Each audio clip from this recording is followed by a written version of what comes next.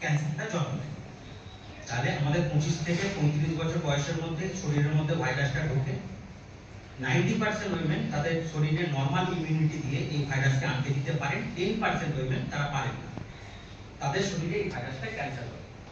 তো আমাদের শরীরে ভাইরাসটা ঢুকলো এবং সার্ভিক্যাল ক্যান্সার তৈরি হলো, এটা হতে এভারেজ 15 বছর সময় লাগে।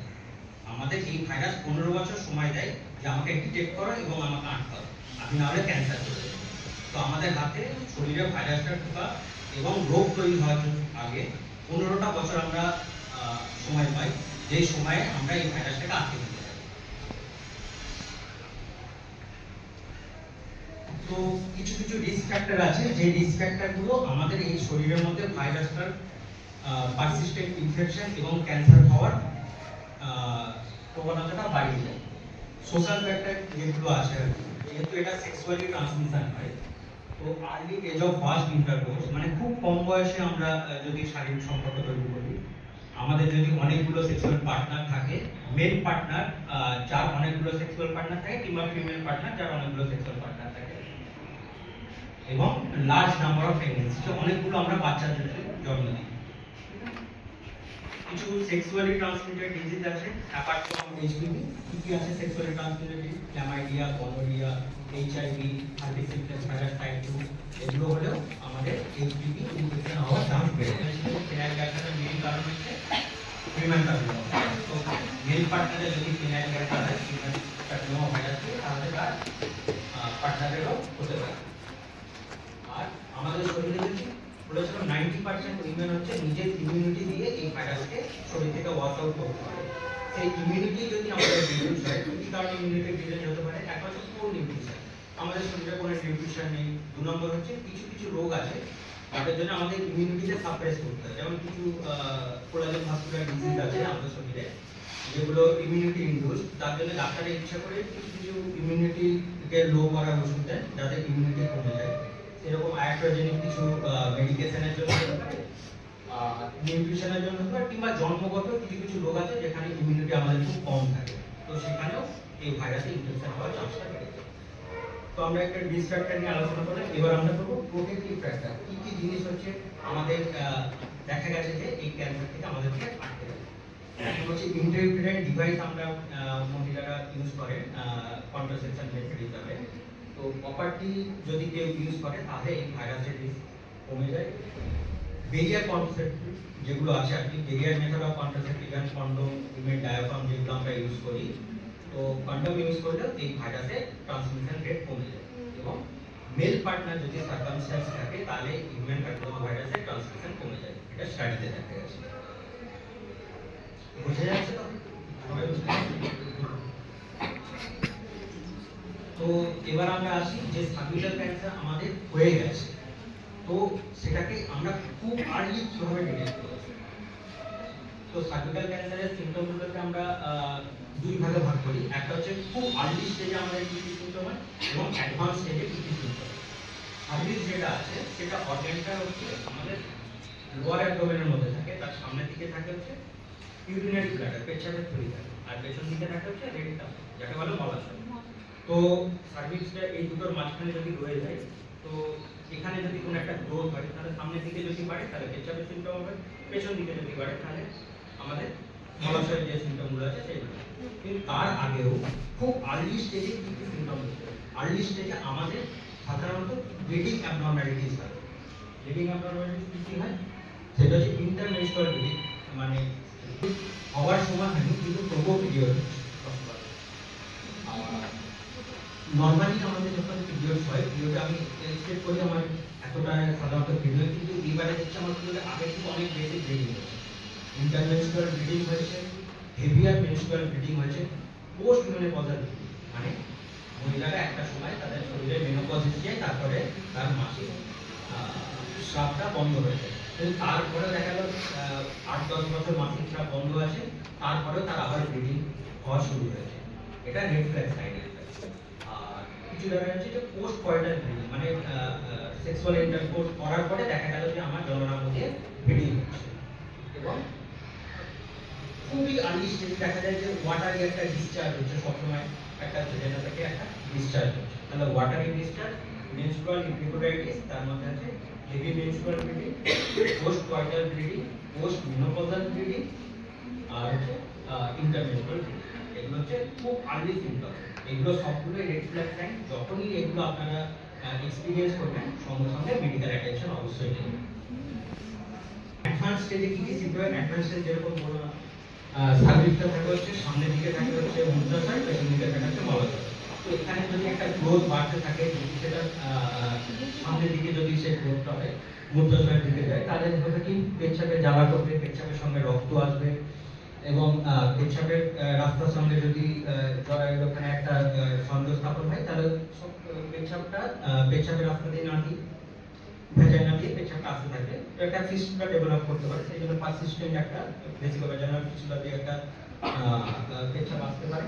এবং পেছন দিকে যদি মলাশয় দিয়ে চাপ দেয়, তো মলাশয় দিয়ে হয় ক্রনিক কনস্টিপেশন হতে পারে, পেন হতে পারে, এবং ওখানে যে ব্লাড ভেসেলস গুলো আছে, ব্লাড ভেসেলস গুলোকে যদি আমাদের চেপে দেয় ওখানে, তো ওখানে ব্লাডের সার্কুলেশন অনেক কমে যাবে এবং পা ফুলে যেতে থাকবে।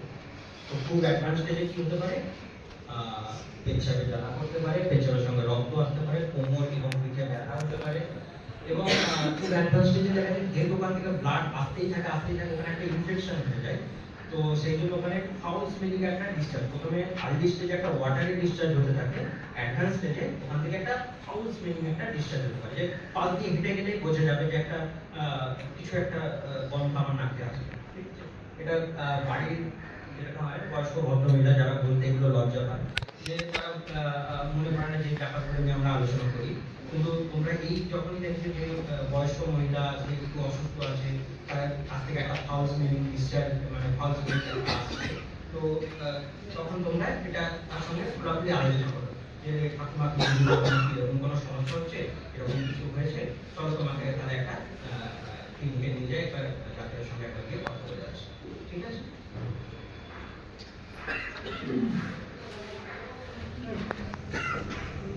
এরকম যে দুটো স্প্যাচুলা আছে, একটা উডেন স্প্যাচুলা আছে, এই স্প্যাচুলাটা দিয়ে সার্ভিস থেকে একটা সোয়াব নেওয়া হয়। এই সোয়াবটাকে একটা স্লাইডের মধ্যে আছে, এই স্লাইডের মধ্যে স্টিম করা হয়, করে এটাকে একদিন রেখে দিতে হয়। দুদিনের দিনে তোমাদের কাছে রিপোর্টটা আসতে পৌঁছে। ঠিক আছে, দুদিন সময় লাগে রিপোর্ট আসতে। তো এটা একটা পেনলেস প্রসিডিওর, ওপিডি প্রসিডিওর, মানে খুব বেশি হলে 1 মিনিট সময় লাগে করোনা টেস্টের। পেনলেস ওপিডি প্রসিডিওর, খুবই low cost are highly sensitive. এই ছোট্ট একটা টেস্টের মাধ্যমে আমরা সার্ভিক্যাল ক্যান্সারকে ডিটেক্ট করতে পারি।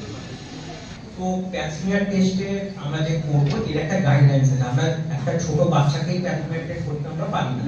ঠিক আছে, যে একটা 10 বছরের 12 বছরের বাচ্চাকে পারি না। তো American college of gynaecology and obstetrics তার একটা 2012 সালে আমাদেরকে একটা গাইডলাইন দিয়েছে, যে এই গাইডলাইনটাকে আমরা ফলো করে আমরা প্রপার স্ক্রিনিংটাকে সাকসেসফুল করতে পারি। তো রিগার্ডলেস অফ সেক্সুয়াল অ্যাক্টিভিটি আমরা 21 বছর বয়সী বাচ্চাদেরকে প্যাপস্মিয়ার টেস্ট করতে পারি। 21 থেকে 29 বছর বয়স পর্যন্ত প্রত্যেক 3 বছরে আমরা প্যাপস্মিয়ার টেস্টটা করতে পারি। এবং 30 থেকে 65 বছর বয়সে আমরা প্রত্যেক 3 বছরে প্যাপস্মিয়ার করতে পারি, অথবা প্যাপস্মিয়ার প্লাস এইচপিভি টেস্ট এটা প্রত্যেক 5 বছরে করতে পারি। তাহলে 21 বছর বয়স থেকে প্যাপস্মিয়ার টেস্টটা শুরু করব, প্রত্যেক 3 বছরে এটাকে রিপিট করব।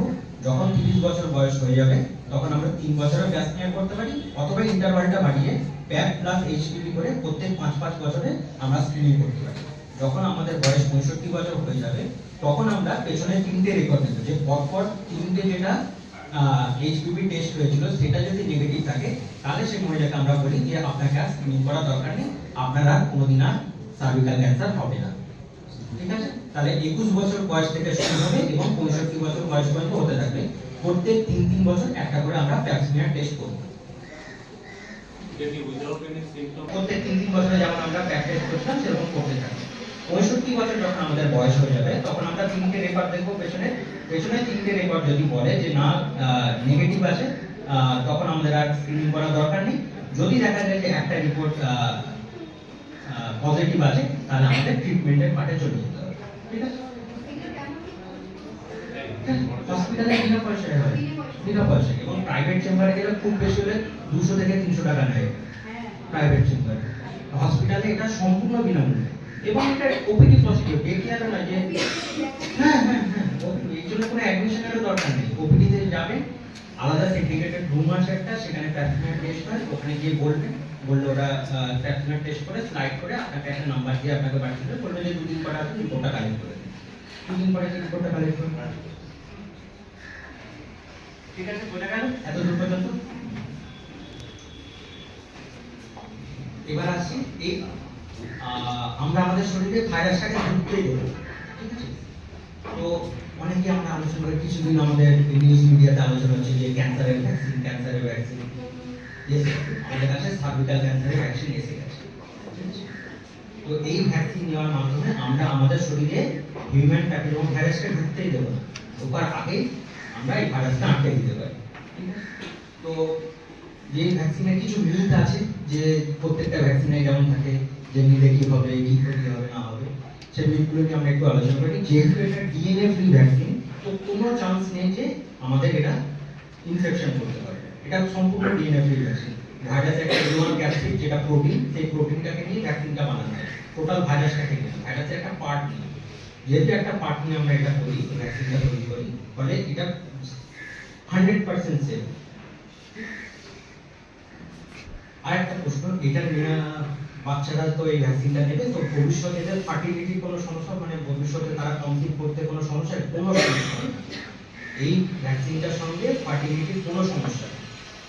এবং ছেলে এবং মেয়ে সবাই দুজনে নিতে পারে। কেন? হিউম্যান প্যাপিলোমা ভাইরাস ছেলেদের মধ্যে anal canal cancer, oral cavity cancer, oropharyngeal cancer, মানে গলার, মুখে, লিঙ্গে এবং অ্যানাল ক্যানালের ক্যান্সার করে। মেয়েদের মধ্যে করে cervix, vagina, anal canal cancer করে। ফলে ছেলে এবং মেয়ে দুজনেই এই ভ্যাকসিনটা নিতে পারে। আর বুঝতে পারবেন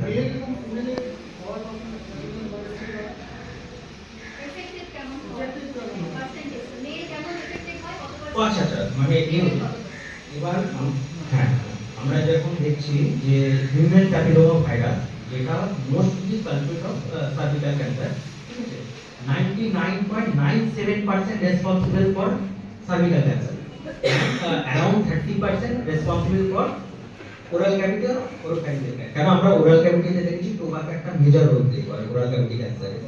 তো ওরাল ক্যাভিটি ক্যান্সারে টোবাকো, স্মোকিং, তার সঙ্গে প্যাপিলোমা ভাইরাস এরা রেসপন্সিবল, কিন্তু সার্ভিক্যাল ক্যান্সারের জন্য 99.97% রেসপন্সিবল। এখানে স্মোকিং খুব কম রোল প্লে করে।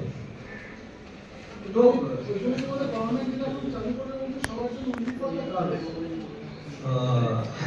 সার্ভিক্যাল ক্যান্সারে তো আর এরপর ভ্যাকসিন নিলে মানে কোনো সেরকম আমরা সাইড এফেক্ট আমরা সেরকম আজ পর্যন্ত দেখিনি, যেমন লোকাল পেন, লোকাল সোয়েলিং, এরকমই একটা সাইড এফেক্ট হয়, আর মেজর কোনো সাইড এফেক্ট এই ভ্যাকসিনে হয় না।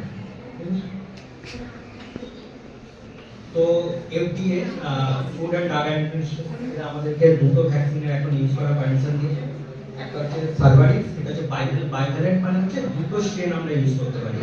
আর গার্ডাসিল যেটা আছে, গার্ডাসিল 4, গার্ডাসিল 4 হচ্ছে কোয়াড্রিভ্যালেন্ট, এখানে আমরা 4টে স্ট্রেন ইউজ করি ভাইরাসে। তো এফিকেসি হচ্ছে 70%। আমরা কোনো ভ্যাকসিন যদি 30% এর উপরে এফিকেসি হয়, সেটাকে নিয়ে আমরা লাফালাফি করি। এই ভ্যাকসিন হচ্ছে 70% এফিকেসি আছে। তো মানে one of the most potent vaccine. আমাদের তো এটা নিয়ে আরেকটু, যে কোনো একটা ভ্যাকসিন যদি মোর দ্যান 30% এফিকেসি হয়, আমরা সেটা খুব আনন্দ পাই যে খুব ভালো ভ্যাকসিন। আর এটা হচ্ছে 70% এফিকেসি। আর এরকম প্রাইস, এটা যেহেতু গভর্নমেন্ট অফ ইন্ডিয়া এখন একটা ইমিউনাইজেশন প্রোগ্রাম এটাকে ইনক্লুড করেনি, তো এখন এটা প্রাইভেট থেকে এখন অ্যাভেলেবল আছে। 2023 এ আমাদের যে ফিনান্স মিনিস্টার উনি একটু আলোচনা করেছিলেন যে আমরা এটা ইনক্লুড করব, কিন্তু এখনো পর্যন্ত আমরা ইনক্লুড করে উঠতে পারি। 2200 টাকার মতো দাম, এবং গার্ডাসিল 4টা 3000 টাকা এরকম দাম।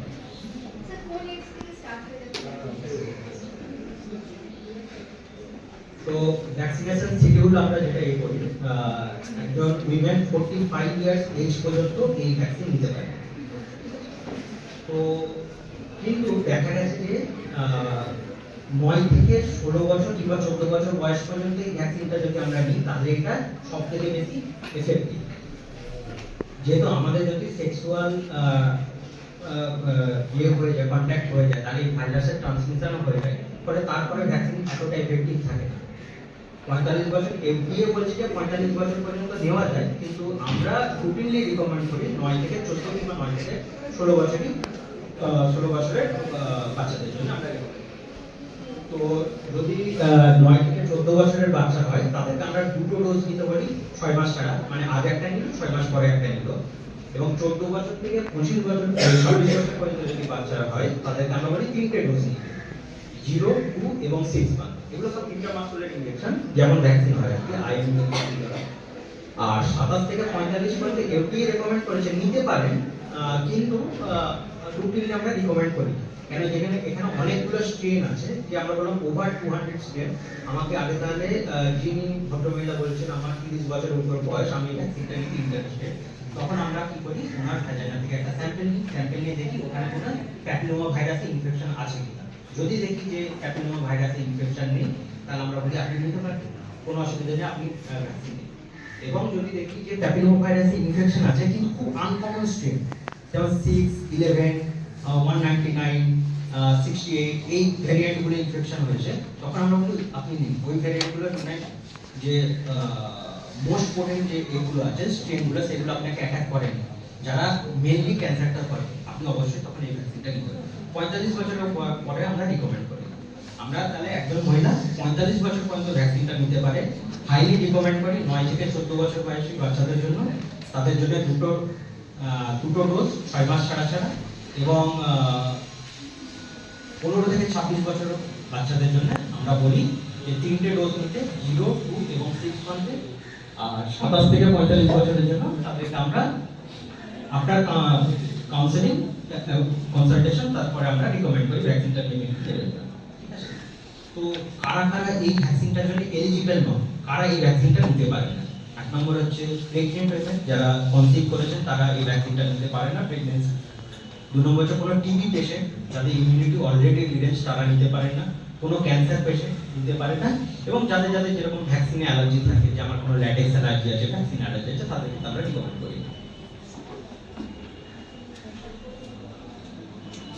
ঠিক আছে, এত দূর পর্যন্ত বোঝা গেল? সবাই বুঝতে পেরেছো? হ্যাঁ, এই মেসেজটা কনভে করে দিতে পারবে সবার কাছে? ঠিক আছে।